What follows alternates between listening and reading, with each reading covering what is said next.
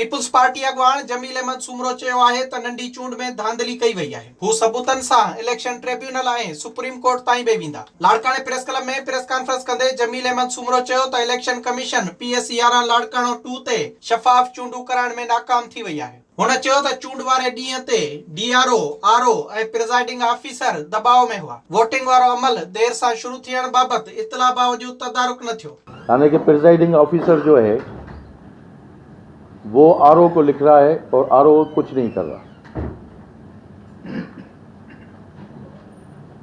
तो इसका मतलब ये है कि RO भी दबाव में था, DRO भी दबाव में था और प्रिजाइडिंग ऑफिसर्स भी दबाव में थे। जमील सुमरे वधीक चयो त PS 11 जी नंढी चूंड में इमरान खान जी हुकूमत रुकावटूं विधियूं ऐं क़ौमी इदारनि खे तकरारी बणाइण में इमरान खान का बि कसर न छॾी। PS 11 ते PP उम्मीदवार चयो त पंहिंजे पोलिंग इंचार्जनि ऐं पोलिंग एजेंटनि सां तफ़सीली मुलाक़ात करे मालूमात वरिती आहे। उन्हनि बि धांधली जूं शिकायतूं कयूं आहिनि। हू आख़िरी दम ताईं वेड़ कंदो। विज़िट कयो अवामी आवाज़ मीडिया ग्रुप जी वेबसाइट awamiawaz.pk।